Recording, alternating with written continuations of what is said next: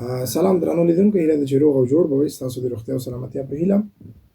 موږ په اکسل کې په تیر درسو کې د فارمولا یو څه اپشن لوستي وو. راځو نن باقي مانده کوم چې پاتې دي هغه به مخته یوسو. په کلکولیشن برخه کې موږ د کلکولیشن اپشن، کلکولیشن ناو او کلکولیټ شیټ اپشن لرو چې دا زه په نننۍ ویډیو کې پرې خبرې کوم. ډېر مهم هم دی او ضرور هم دی. نو راځو څه کار کوو. د دې لپاره چې تاسو کلکولیشن اپشن کار کوئ، موږ باید په اکسل کې یو فارمولا یو فنکشن باید کار کوو تر څو هغه موږ ته ریزلټ راوښیي. زه به ډېر ساده کار وکړم. د مثال په ډول دلته به یو څو عدد ولیکم او غواړم دا عدد جمع کړم ټول سره. د دې جمع کولو لپاره به موږ فنکشن هم لرو، فارمولا چې به تاسو ته انشاءالله وروسته له دغه درس چې دغه درس کې زه دا نننۍ اپشنونه خلاص کړم، وروسته له دې زه د فارمولا اړوند څه فارمولې چې دي په دغه په اړه موږ ویډیو ثبتوم. نو زه دا غواړم ټول جمع کړم، دلته به مساوي ولیکم او کولی شم ټول دانه دانه په دې ډول جمع کړم. دا که څه هم کیدای شي موږ ته یو څه سخته وي یا وخت ونیسي، نورې ډېرې ښې اسانه لارې هم ورته لرو، خو فعلا زه غواړم دا ساده جمع کړم. دته ریزلټ مکمل کېږي 115.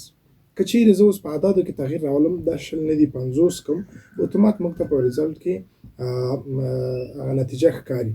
یا مثال که زه دغه 15 عدد راواخلم او یا انتخاب کړم او په دې شکل، نو د اتومات ریزلټ کېږي 210. دا اتوماتیک خپله موږ ته نتیجه ښیي. فارمول یو ځل کار شوی، هر ځل ضرور نه ده چې موږ فارمول کار کړو، خو دغه فارمول هغه نتیجه کې خپله تغییرات راځي. دا ولې؟ دا ځکه چې د کلکولیشن اپشن په برخه کې موږ دلته اتوماتیک اپشن انتخاب کړی دی. اتوماتیک معنی چې اتوماتیک خپله په ریزلټ کې هغه تغییرات راشي. که زه دغه مینیول انتخاب کړم، مینیول داسې چې که چیرې زه دلته راشم یو عدد تغییر کړم، مثلا دا 80 دا به کم کم 0 کړم، په هغه کې ماته هغه نه دی راغلی، په ریزلټ کې نتیجه نه دی راغلی. دلته یو میسج موږ ته راکوي، یور ورک بک هاز still values. هغه خبر یې راکړی چې موږ فارمول کار کړی، تغییرات مو راوستي، خو دلته په ریزلټ کې تاسو تغییرات نه دی راغلي. بعضې ټیټو ورژنونو کې حتی دغه خط او دا میسج تاسو ته نه درکوي. یعنې افس که چیرې ټیټ ورژن وي، تاسو چې په عددو کې تغییر راولئ، په ریزلټ کې تغییرات نه راځي، خو داسې کوم څه درته وایي هم نه، هېڅ پوهېږئ نه. نو دا ځکه مانیول موږ انتخاب کړی دی. نو دلته چې که زه هم راشم، دلته هغه ورکوي وارننګ، په دې کلیک وکړئ، تاسو دلته هغه وایي چې مثال ریزلټ نه دی تغییر شوی، خو عدد تغییر شوی دی. بیا کولی شئ تو کلکولیټ ناو، کلکولیټ یا F9 شارټکټ دی، یا سویچ ټو اتوماتیک کلکولیشن، یا له همدې نه غواړئ مستقیم اتوماتیک ته یې چینج کړئ چې اتومات هر وخت خپله دغه عدد تغییر شي. نو داسې نه تاسو کولی شئ دا انتخاب کړئ. یا پارشل هم که انتخاب کړئ، پارشل به دا معنی چې هغه تاسو ته مسج نه درکوي. صحیح دی؟ هغه مسج نه درکوي. که چیرې زه دا تغییر کړم، مثلا 0 دي 80 ته یې کړم، بیا اتومات موږ ته څه کوي؟ دا عدد تغییروي. خو دا کله کله بعضو فارمولو کې، اما بعضو فارمولو کې بیا کار نه کوي. نو دغه پارشل هم چې دی دا په جیګ ورژن افس کې دی. تاسو خپل افیسو کې وګورئ، کېدای شي دا پارشل تاسو سره نه وي، نو فقط تاسو ته 2 اپشنه راځي، یو د مینیول اپشن راځي، بل د اتوماتیک اپشن راځي، چې فقط دغه دواړه په دغه ډول اتوماتیک کار وکړي. او که تاسو په خپله بیا غواړئ کار وکړئ. اوس که زه ګورئ زه د مینیول انتخاب کړم، دلته عدد کې تغییر راولم، دلته خو تغییر رانغی. اوس غواړئ چې ته په خپل لاس باندې د تغییرات پکې راولئ، بیا دلته موږ ته اپشن راکړی کلکولیټ ناو، په دې به کلیک وکړئ، اتومات په عدد کې تغییر راځي. یعنې هر ځل چې زه عدد تغییروم، نو زه مجبور یم چې راشم په کلکولیټ ناو کلیک وکړم تر څو هغه تغییر شي. کوم وخت که زما له یاده وځي، یعنې مثال زه عدد تغییروم خو زما له یاده وتلی چې په کلکولیټ ناو کلیک وکړم، نو په داسې حال کې به دغه ریزلټ پاتې کېږي، کېدای شي زموږ په ارقامو کې اشتباه راشي. نو ښه دی چې همیشه دا اپشن څنګه وي؟ اتوماتیک انتخاب. بل کلکولیټ شیټ لرو، کلکولیټ ناو لرو. کلکولیټ ناو مې تاسو ته وویل چې که دا اپشن مینیول انتخاب وي، نو کولی شي د کلکولیټ ناو په مرسته ته د عدد جمع کړي. او کلکولیټ شیټ دا معنی که چیرې ته څو شیټه ولري، مثلا زه یو شیټ لرم، 2 شیټه اضافه کړم، 3 شیټه اضافه کړم، په ټولو شیټو کې ما ارقام لیکلي وي، فارمولې مې کار کړي وي، خو په ټولو کې تغییرات نه وي راغلي. زه غواړم چې په ټولو کې په یو کلیک سره تغییرات راشي، اپډیټ شي. نو د دې لپاره بیا تاسو کلکولیټ شیټ باندې کلیک کوئ، په ټولو شیټو کې چې څومره فارمولې مو کار کړي اما نتیجه یې نه ده اپډیټ شوې، چې کلیک کوئ په ټولو کې دا اپډیټ کیږي. او کلکولیټ ناو چې دی په فعلي شیټ کې دا کار کوي. او بل اپشن موږ دلته راکړی د فارمټ سټایل ویلیوز، دا په اپډیټ ورژن کې دا اپشن اضافه دی.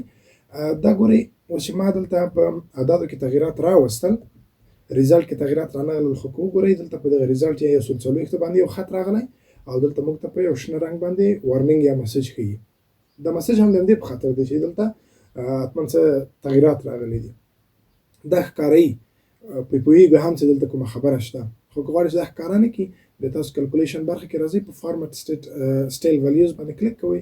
نو که چیرې دلته زه تغیرات هم راوړم نو دلته موږ ته په ریزلټ کې هیڅ هم نه ښکاروي یا وارنینګ هم نه راکوي او موږ په دې نه پوهېږو چې په دې ریزلټ کې تغیرات راغلي دي او دي که نه. خو ښه دی چې دا که فعاله وي موږ ته یو هغه راکوي، یو وارنینګ راکوي. بیا په دې وارنینګ کې موږ ورژنونه هم لرو، دلته لاندې راشي کمپیټیبلیټي ورژن کوم ورژن وارنینګ تاسو ته درکړي، یعنی کوم جزئیاتو باندې دا وارنینګ تاسو ته درکوي. خو دا د ډیفالت په شکل خپله اکسل انتخابوي، ورژن 2 ریکمنډډ انتخابوي، بیا د هغه په اساس تاسو ته د وارنینګ درکوي چې څه تغیرات راغلي دي او دا تغیرات به دلته کولی شي تاسو چینج کړئ.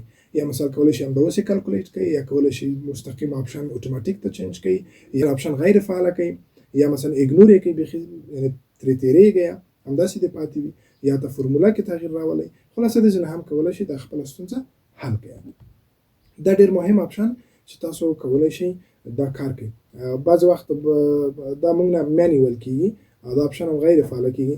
کله چې موږ په اعدادو کې تغیرات راولو زموږ په ریزلټ کې تغیرات نه راځي، نو دا تر ټولو غټ ستونزه دا ده چې زموږ په ارقامو کې تغیرات نه راځي او کېدای شي موږ له ډېرو غلطیانو سره مخ شو. حتی په محاسبه کې کولی شي مثلا ډېر تاوان یا ځان ته ورسوو یا نورو ته په دې باندې. نو ښه دی چې همیشه له دې ځینې آپشن اتوماتیک وي. دا به اتوماتیک انتخابوي، اتومات به ستاسو په فرموله کې په همغه دقه باندې چې تغیرات راولئ ریزلټ به هم تغیرېږي. نو دا مکمل د فرموله ټاپ شو. دا یو څه آپشن ما نه پاتې و ځکه مې دې لپاره بېله ویډیو ریکارډ کړله چې دا مې پاتې نه شي. دا خلاص شوه. نو فرموله کې وروسته له دې موږ څومره فرمولې لرو، ما مخکې په ویډیو کې ویلي وو چې موږ په هره برخه کې ډېرې فرمولې لرو.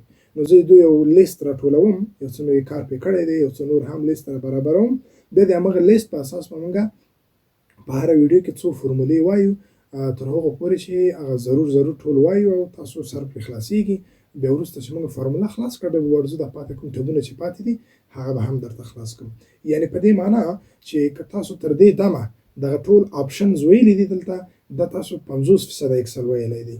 یعنې فرموله کې چې زه اوس وروسته له دې تاسو ته فرمولې وایم او په هغه باید سر خلاص کړئ، 50% اکسل په فرموله کې پاتې دی.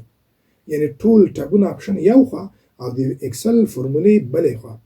یعنې که تاسو فرمولې زده نه وي او تنه د اکسل دغه آپشن ټبونه مو زده وي ستاسو اکسل نیم نه دی زده. تر ټولو مهم آپشن چې دی یا مهم کار چې په اکسل کې پاتې هغه فرمولې دي چې تاسو باید فرمولې په صحیح ډول زده کړئ تر څو اکسل مو مکمل زده وي او د اکسل په صحیح طریقه کار واخلئ. انشاءالله په راتلونکي ویډیو کې زه کار پرې کوم او دا و د نن ورځې درس. تر بیا الله مل شي.